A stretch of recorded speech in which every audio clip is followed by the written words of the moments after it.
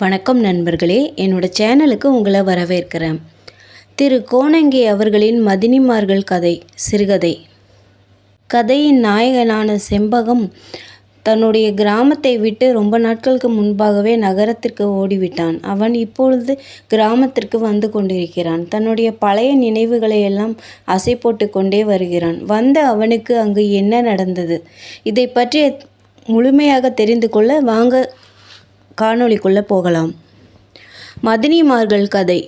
உடனே அடையாளம் கண்டுவிட்டான். சந்தேகமில்லாமல் இவன் கேட்ட அதே குரல், அதே சிரிப்பு, வியாபாரம் ஆனாலும் ஆகாவிட்டாலும் சலிப்பில்லாத அதே பேச்சு. ஆவடத்தங்க மதனி. சாத்தூர் ரயிலடியில் வெள்ளரிக்காய் விற்கிறவனை சேர்த்து கொண்டு ஓடியவள் என்று கேள்விப்பட்டிருந்த நம்மூர் மதனியா இப்படி மாறிப்போனால்? என்ன வந்தது இவளுக்கு? நரம்பாகி போனாளே இப்படி. இவளை காணவும் தான் பழசெல்லாம் அலைப்பாய்ந்து வருகிறது. பிரிந்து போனவர்களெல்லாம் என்ன ஆனார்கள்? அவர்களெல்லாம் எங்கே போய்விட்டார்கள்? பிரியத்துக்குரியவர்களையெல்லாம் திரும்பவும் ஞாபகப்படுத்தி கொள்ள வேண்டியதாயிருக்கிறது. எங்கே அவர்கள்? அவன் வந்த ரயில் இன்னும் புகைவிட்டபடி புறப்பட தயாராய் நின்று கொண்டிருக்க, ஜன்னலோரமாய் போய் நின்று பூ கொடுக்கிற நஞ்சி நறுங்கி போன ஆவுடத்தங்க மதனியை பார்த்தான். கூடை நிறைய பூப்பந்தங்களோடு வந்திருந்தாள். பூ வாடாமல் இருக்க ஈரத்துணியால் சுற்றி இருந்தாள். அதை நம்மூரிலிருந்து கொண்டு வந்த சிரிப்பு இன்னும் மாறாமல் இருந்தது அவளிடம். ஒவ்வொரு தாய்மாரிடமும் முழம் போட்டு அளந்து கொடுக்கிறாள். கழுத்தில் தொங்கும் தாலிக்கயிறும் நெற்றியில் வேர்வையோடு கறந்து வடியும் கலங்கிய நிலாவட்ட புட்டுமாக அவளை பார்த்தான். தானே அசைகிற ஈர உதட்டில் இன்னும் உயிர் வாடாமல் நின்றது. கண்ணுக்கடியில் விளிம்புகளில் தோல் கருத்து இத்தனை காலம் பிரிவை உணர்த்தியது. வருத்தமுற்று ஏங்கி பெருமூச்சு விட்டான். அவளை எப்படியாவது கண்டு பேசிவிட நினைத்தான். அதற்குள் இவனை தள்ளி கொண்டு போன கூட்டத்தோடு வாசல் வரை வந்து திரும்பவும் எதிர்நீச்சல் போட்டு முண்டி தள்ளி உள்ளே வரும் முன் விடைபெற்று செல்லும் ரயிலுக்குள் இருந்தாள். பெரிய ஊதலோடு போய்க் கொண்டிருந்தது ரயில். மூடி கிடந்த ஞாபகத்தின் ஒவ்வொரு கதவையும் தட்டி திறந்துவிட்ட ஆவுடத்தங்க மதனி மீண்டும் கண்ணெதிரே நின்றாள். அதே உதடசையா சிரிப்புடன். பழையதையெல்லாம் ஒவ்வொன்றாக புதிய ஒளியுடன் கண்ணெதிரே தோன்றியது. ஆச்சரியத்தால் தோள்பட்டைகளை உலுக்கி கொண்டு நடந்தான். பஸ் ஸ்டாண்டுக்குள் நின்றிருந்த தகர டப்பா பஸ்ஸை பார்த்தான். நென்மேனி மேட்டுப்பட்டிக்கு என்று எழுதியிருந்த போர்டை திரும்ப திரும்ப வாசித்து கொண்டு சந்தோஷப்பட்டான். இப்போது சொந்த ஊருக்கே பஸ் போகும். பஸ்ஸில் ஏறிக்கொண்டிருக்கும் எல்லாருக்கும் கையெடுத்து வணக்கம் சொல்லணும் போல் இருந்தது. யாராவது ஊர்க்காரர்கள் ஏறி இருக்கிறார்களா என்று கழுத்தை சுற்றி பார்த்து கொண்டான். தெரிந்த முகமே இல்லாமல் எல்லாமே வேத்து முகங்கள். எல்லாரும் இடைவெளியில் இறங்கிவிடக்கூடியவர்களாக இருக்கும். பஸ் புறப்பட்டது. ஒரே சீரான சத்தத்துடன் குலுங்கா நடையுடன் நகர்ந்து கொண்டிருந்தது பஸ். மதிப்பு மிகுந்தவற்றையெல்லாம் நினைவுபடுத்தி கொள்ளும் இசையென சத்தம் வரும். காற்று கூட சொந்தமானதாய் வீசும். சட்டையின் மேல் பட்டன்களை எல்லாம் கழட்டிவிடவும் பனியன் இல்லாத உடம்புக்குள் புகுந்து அணைத்து கொண்ட காற்றோடு கிசுகிசுத்தான். ஜன்னலுக்கு வெளியில் பஜாரில் யாராவது தட்டுப்படுகிறார்களா என்று முழித்து பார்த்து கொண்டே வந்தான். திரும்பவும் ரயில் பாதை வந்தது. வெறுமனே ஆளற்று கிடந்த ஸ்டேஷனில் சிவமெண்ட் போட்ட ஆசனங்கள் பரிதாபத்துடன் உட்கார்ந்து கொண்டிருந்தன. ரயில்வே கேட்டை கடந்து வண்டி மேற்கால் திரும்பி சாத்தூரின் கடைசி எல்லையில் நின்றது. அங்கொரு வீட்டில் யாரோ செத்து போனதற்காக கூடி ஒப்பாரி வைத்து கொண்டிருந்தார்கள். பஸ்ஸில் வந்த பெண்கள் இங்கிருந்து அழுது கொண்டே படியிறங்கி போகவும் பஸ் அரண்டு போய் நின்றது. செத்த வீட்டு மேளக்காரர்கள் மாறி மாறி தட்டும் ரண்டங்கு மேளத்துடன் உள்ளடங்கி வரும் துக்கத்தை உணர்ந்தான். முதிர்ந்த வயதுடைய பெரியாள் உரிமையை தேய்க்கிற தேய்ப்பில் வருகிற அழுத்தலான ஊமை குரல் அடிநெஞ்சுக்குள் இறங்கி விம்மியது. இந்த இசைஞர்கள் ஒட்டுமொத்த துக்கத்தின் சாரத்தை பிழிந்து கொண்டிருப்பதாய் உணர்ந்தான். யாராலும் தீர்க்க முடியாத சங்கடங்களை எல்லாம் அடிவயிற்றிலிருந்து எடுத்து ஊதி கொண்டிருந்த நாயனக்காரரின் ஊதல் போகிற பஸ்ஸோடு வெளியில் வந்து கொண்டிருந்தது. என்றோ செத்துப்போன பாட்டியின் கடைசி யாத்திரை நாள் நினைவுக்கு வந்தது. மயானக்கரையில் தன் மீசை இறந்தவை இழந்த தோற்றத்தில் மொட்டை தலையுடன் இவனது ஐயா வந்து நின்றார். இவனை பெத்த அம்மாவை பிரசவத்துடன் வந்த ஜென்னி கொண்டு போய் விட்டதும் 4வதாக பிறந்த பிள்ளை நிலைக்க வேண்டும் என்பதற்காக இவன் மூக்கில் மந்திரித்து போடப்பட்டிருந்த செப்பு கம்பிதான் மூக்கோரத்தில் இருந்து கொண்டு எம்மா எம்மா என்றது. அம்மா இல்லாவிட்டாலும் தெக்கு தெரு இருந்தது. மேலெலும்பும் புழுதி கிடந்தது அங்கு. புழுதி மடியில் புரண்டு விளையாட, ஓடி பிடிக்க, ஏசி பேசி மல்லுக்கு நிற்க தெக்கு தெரு இருக்கும். எல்லாத்துக்கும் மேலாக இவன் மேலே உசுரையும் பாசத்தையும் சுரந்து கொண்டிருக்க மதனிமார்கள் இருந்தார்களே. வீட்டுக்கு வீடு வாசற்படியில் நின்று கொண்டு இவனை வைத்த கண் வாங்காமல் பார்த்திருக்கும் சமஞ்ச குமரெல்லாம் செம்புகோம் செம்புகோம் என்று மூச்சை விட்டு கொண்டார்கள். பல ஜாதிக்காரர்கள் நிறைந்த தெக்கு தெருவில் அந்யோன்யமாய் இருந்தவர்களை எல்லாம் நினைவு கூர்ந்தான். தனிக்கட்டையான தன் ஐயா கிட்னத்தேவர் திரும்பவும் மீசை முளைத்து கிருதாவுடன் இவன் முன் தோன்றினார். அடே செம்புகோம், எலே என்று ஊர்வாசலில் நின்று கூப்பிடும்போது இவன் ஓய் ஓய் என்று பதில் கொடுத்தபடியே கம்மாய்க்கு அடியில் விழும்போரம் உட்கார்ந்து மீன் பிடித்து கொண்டிருந்தான். தூண்டிலை எடுத்து அலையின் மேல் போடுவான். மீன் இருக்கும் இடமறிந்து மெல்ல மெல்ல நகர்ந்து கொண்டே அத்தம் வரை போவான். பண்டார வீட்டு மதனிமார்கள் எல்லாம் மஞ்ச மசால் அரைத்து வைத்து ரெடியாக காத்திருப்பார்கள். கொழுந்தன் வருகிறாரா என்று அடிக்கொரு தரம் குட்டக்கத்திரிக்கா மதனியை தூதனுப்பி தகவல் கேட்டுக்கொள்வார்கள். தண்ணிக்குள் நீந்தி திரியும் மீனாக இவன் தெருவெல்லாம் சமஞ்சு நிற்கும் மதனிமார்கள் பிரியத்தில் நீந்தி சென்றான். ஒரு மீனை கண்டது போல எல்லோரும் சந்தோஷப்பட்டார்கள்.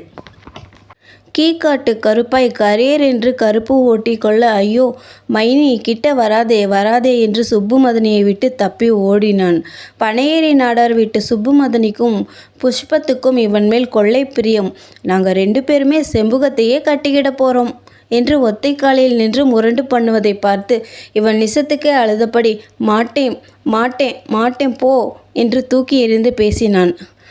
உடனே அவர்கள் ஜோடி குரலில் கலகலவென சிரித்து விடவும் ஓட்டமாய் ஓடி மறைவான் செம்பகம். குச்சியாய் வளர்ந்திருக்கும் சுப்புமதனியும் இரட்டசடை புஷ்பமும் ஒவ்வொரு அந்தியிலும் பனங்கிழங்கு, நொங்கு, தவுன், பனம்பழம் என்று பனையிலிருந்து பிறக்கிற பண்டங்களோடு காத்திருப்பார்கள். இவனுக்காக. இவனை காணாவிட்டால் கொட்டானில் எடுத்துக்கொண்டு தேட ஆரம்பித்து விடுவாள் இரட்டசடை புஷ்பம்.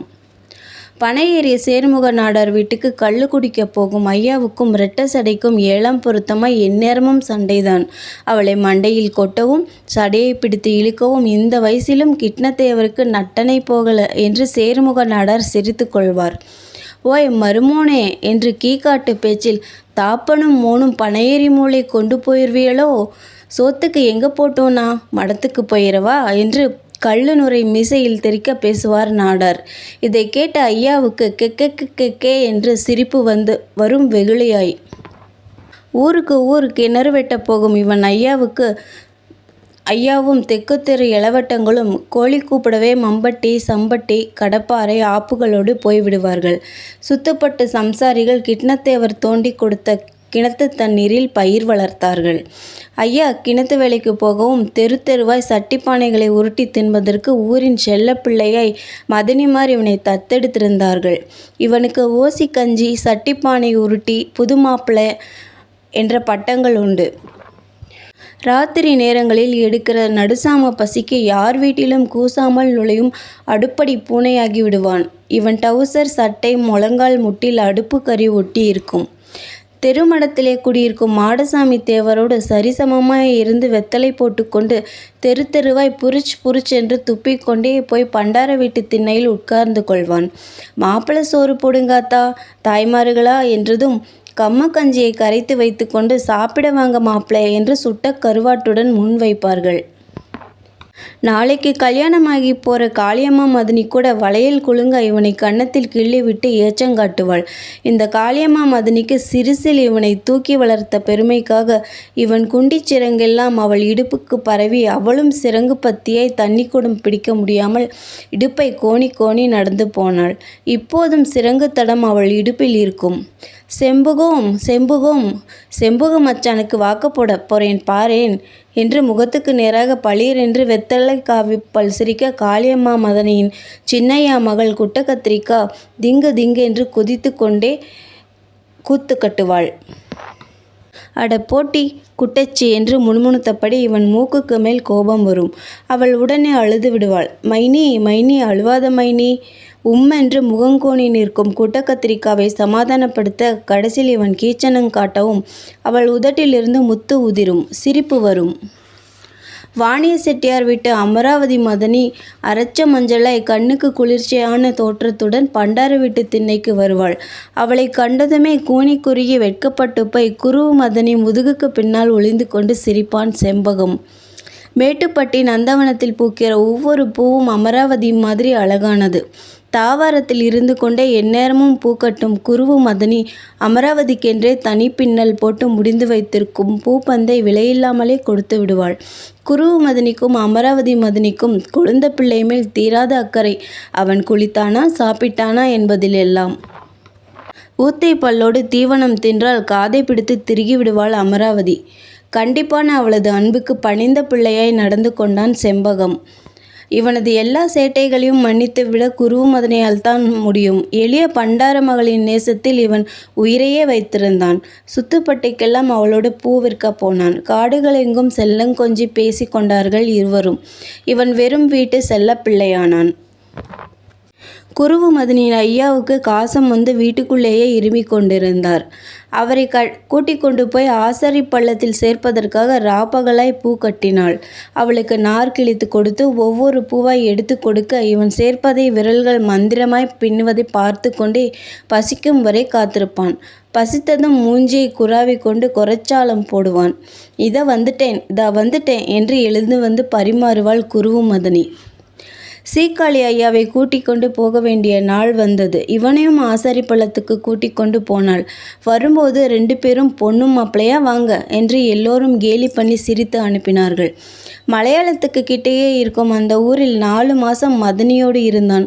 அப்போவெல்லாம் இவள் காட்டிய நம்பவே முடியாத பாசத்தை அவன் ஒரு சான் வளர்ந்து கூட விட்டான். சுகமாய் வரும்போது ஐயாவுக்கு வேட்டியும் இவனுக்கு கட்டப்பட்ட சட்டையும் ஊதா டவுசரும் எடுத்து கொடுத்து கூட்டி வந்தாள். குருவு மதனிக்கு எத்தனையோ வயசான பின்னும் கல்யாணம் நடக்கவில்லை. குருவு மதனிக்கு கல்யாணமானால் ஊரை விட்டு போய்விடுவாளோ என்று பயமாக இருக்கும். மைனி நீ வாக்கப்பட்டு போயிருவியா மைனி என்பான். என் ராசா செம்புகத்தை கட்டிக்கிடத்தான் ஆண்டவன் எழுதியிருக்கான் புள்ள என்றாள். மெய்யாகவே அந்த சொல்லை மனசில் இருத்தி வைத்து கொண்டான் செம்பகம்.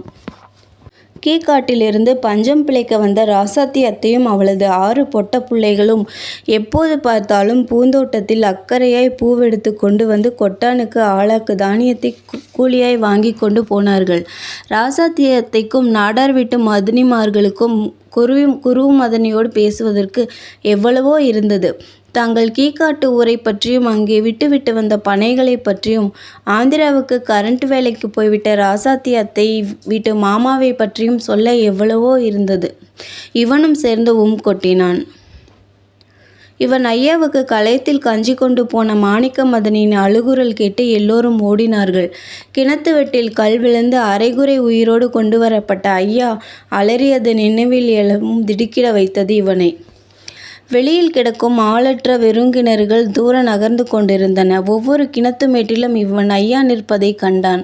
திரும்பவும் எழுந்து நடமாட முடியாமல் நாட்டு வைத்தியத்துக்கும் பச்சிலைக்கும் ஆறாத இடி இவன் நெஞ்சில் விழ கடைசி நேரத்தில் சாத்தூர் ஆஸ்பத்திரிக்கு கொண்டு போன நாளில் அனாதையாய் செத்து போனார் ஐயா. பஸ்ஸில் நீண்டிருந்த ஜன்னல் கம்பியில் கன்னத்தை சாய்த்து தேய்த்து கொண்டு கலங்கினான். அன்று சாத்தூரில் ரயிலேறியதுதான். ஒவ்வொரு ஸ்டேஷனிலும் ரயிலில் நின்று புறப்படும் போது மதனிமார்கள் கூப்பிடுகிற சத்தம் போடும் ரயில். ஐயாவின் நினைவு பின்தொடர சாத்தூர் எல்லையில் கேட்ட உரிமையின் ஊமை குரல் திரும்பவும் நெஞ்சில் இறங்கி விம்மியது. சூழ்ந்திருந்த காடுகளும் பனைமரங்களும் உருண்டு செல்ல பஸ்ஸிற்கு முன்னால் கிடக்கும் தார் ரோடு வேகமாய் பின்வாங்கி கொண்டு ஓடியது. ஜன்னல் வழியாக மேகத்தை பார்த்தான். ஒரு சொட்டு மேகங்கூட இல்லாத வானம் நீளமாய் பறந்து கிடந்தது. ரோட்டோர மரங்களில் நம்பர் மாறி மாறி சுற்றியது. ஆத்துப்பாலத்தில் தூண்கள் வெள்ளையடிக்கப்பட்டு மாட்டுக்காரர்களால் கரிக்கோடுகளும் சித்திரங்களும் வரையப்பட்டிருந்தன. தண்ணீர் இல்லாத ஆற்றில் தாகமெடுத்தவர்கள் ஊத்து தோண்டி கொண்டிருந்தார்கள். பாலம் கடந்து மேட்டில் ஏறியதும் ஊர் தெரிந்து விட்டது. உள்ளே நெஞ்சு திக் என்று அடித்து கொள்ள ஊரை நெருங்கி கொண்டிருந்தான் செம்பகம். தூரத்தில் தெரியும் காளியாங்கோயிலும் பள்ளிக்கூடத்து கோட்டச்சுவரும் இவனை அழைப்பது போல் இருந்தது. எல்லா மதனிமார்களுக்கும் கண்டதையெல்லாம் வாங்கி கொண்டு போகிறான். மதனிமாரமெல்லாம் இருக்கும் தெற்கு தெருவை நெருங்க இருந்தான் செம்பகம். மனசு பறந்து கொண்டிருந்தது. எல்லாரையும் ஒரே சமயத்தில் பார்த்து ஆச்சரியப்பட இருந்தான். சீக்கிரமே ஊர் வந்துவிடப் போகிறது. எல்லா மதினிமார்களையும் தானே கட்டிக்கொண்டு வாழ வேண்டும். காளியாத்தா அப்படி வரங்கொடுத்தாயே என்று முன்பு கேட்ட வரத்தை நினைத்து கொண்டு உள்ளுக்குள் சிரித்து கொண்டான். பஸ்ஸிற்கும் சந்தோஷம் வந்தது. துள்ளி குதித்தது. மனசு விட்டு பாடினான்.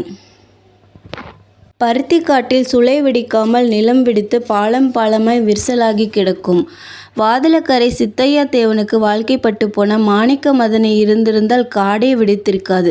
இப்படி ஈயத்தை காய்ச்சி ஊற்றும் வெயிலும் அடிக்காது. மாணிக்க மதனியோடு எல்லா மதினிமார்களும் பருத்திக்காட்டில் மடிப்பருத்தியுடன் நின்ற கோலமாய் கண்முன் தோன்றும். இருக்கிற ஒரு குறுக்கத்திலும் எத்தனையோ வகை தானியங்களுக்கு இடம் வைத்திருந்தாள். அவள் மனசே காடாகும்போதுதான் தட்டானித்துக்கும் பாசிப்பிதம் பயிருக்கும் 4 கடலை செடிக்கும் 10 செடி எள்ளுக்கும் இடம் இருந்தது. காடே கிடையாய் கிடக்க விதித்திருந்தது அவளுக்கு. காட்டு வெள்ளாமையும் அவளோடு போயிற்று. கண்ணெட்டும் தூரம் வரை நிலம் வறண்டு ஈரமற்று கிடக்கும் தரிசு நிலங்களில் வேலிக்கருவை தோண்டி கொண்டிருந்தார்கள். மஞ்சள் மூக்குடன் கூடிய விறகு லாரிகளில் அடையாளம் தெரியாதவர்கள் பாரம் ஏற்றி கொண்டிருந்தார்கள். மந்தை தோட்டத்தில் கிணத்தை எட்டி பார்த்து கொண்டு படுத்திருக்கும் கமலை கல்லும் தோட்ட நிலமும் நீண்ட கால உறக்கத்திலிருந்து மீளாமல் இன்னும் இறுகி கொண்டிருந்தது. தோட்டத்தை ஒட்டி நின்ற பஸ் இவனை இறக்கிவிட்டு சென்றது. தெற்கு தெரு வாசலில் படம் போட்ட தோல்பையுடன் நின்றான்.